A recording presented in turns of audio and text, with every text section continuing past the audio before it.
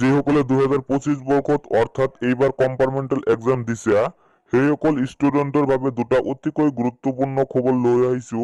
তোমালোকে বহুতেই কমেণ্ট কৰি আছিলে কম্পাৰ্টমেণ্ট এক্সামৰ ৰিজাল্ট কেতিয়া ঘোষণা কৰা হ'ব, কম্পাৰ্টমেণ্টেল এক্সামৰ বহীবিলাক কেনেকৈ চোৱা হ'ব, সহজকৈ চোৱা হ'ব নে টানকৈ চোৱা হ'ব, এনেকৈ তোমালোকে বহুতেই মোক কমেণ্ট কৰিছে। সেইকাৰণে মই আজি এইটো ভিডিঅ' বনাইছো। আজিৰ এইটো ভিডিঅ'ত তোমালোকৰ কনফিউজ বিলাক ক্লিয়াৰ কৰি দিম। গতিকে আজিৰ এইটো ভিডিঅ' তোমালোকৰ বাবে খুবেই গুৰুত্বপূৰ্ণ হয়। তোমালোকে ভিডিঅ'টো সম্পূৰ্ণ চাবা, নহলে কথাখিনি বুজি নাপাবা। ফাৰ্ষ্টত আমি আলোচনা কৰিব বিচাৰিছো এইবাৰ কম্পাৰ্টমেণ্ট এক্সামত বহীবিলাক সহজকৈ চোৱা হ'ব নে টানকৈ চোৱা হ'ব। তোমালোকে এইবাৰ এটা বস্তু হয়তো জানিছা যে 2025 বৰ্ষত মেট্ৰিক পৰীক্ষাটো বহুত টান হৈছে। আগতে কিন্তু মেট্ৰিক পৰীক্ষা এইবাৰৰ নিচিনা টান হোৱা নাছিল। এইবাৰ সেবাই মেট্ৰিক পৰীক্ষাত বহুতো নিয়ম চেঞ্জ কৰিছে। এইবাৰ মেট্ৰিক পৰীক্ষাত অকল 30 পালে নহব, সেপাৰেটকৈ পাছ কৰিব লাগিব। MCQতো পাছ কৰিব লাগিব, থিয়ৰিতো পাছ কৰিব লাগিব। আৰু কুৱেশ্যন বিলাকো সেট কৰি দিছে যাতে বেলেগৰ পৰা চাই লিখিব নোৱাৰো। আৰু কুৱেশ্যন বিলাক অনুসৰণিৰ পৰা দিয়াই নাই, কিতাপৰ ভিতৰৰ পৰা বেছিভাগ কুৱেশ্যন দিছে।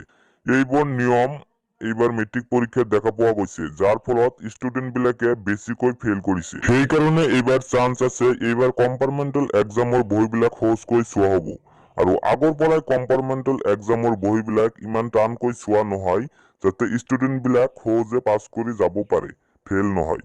কিন্তু এইবাৰ চান্স আছে আগৰ বাৰতকৈ এইবাৰ কম্পাৰ্টমেণ্টেল এক্সামৰ বহীবিলাক বেছি সহজকৈ চোৱা হ'ব। কাৰণ এইবাৰৰ মেট্ৰিক পৰীক্ষাত সেবাই বহুতো নিয়ম চেঞ্জ কৰিছে।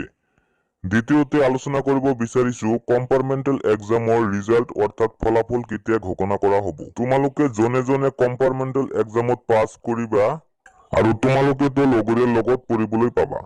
কিছুমান প্ৰাইভেট কলেজত অলৰেডি ক্লাছ আৰম্ভ হৈ গৈছে, কিন্তু কিছুমান চৰকাৰী কলেজত এতিয়াও ক্লাছ আৰম্ভ হোৱা নাই। তোমালোকে যেহেতু 2025 বৰ্ষত কলেজত এডমিশ্যন ল'ব লাগিব, সেইকাৰণে কম্পাৰ্টমেণ্টেল এক্সামৰ ফলাফল ঘোষণা জুন মাহৰ 1 তাৰিখৰ পৰা 15 তাৰিখৰ ভিতৰত দিয়াৰ সম্ভাৱনা আছে।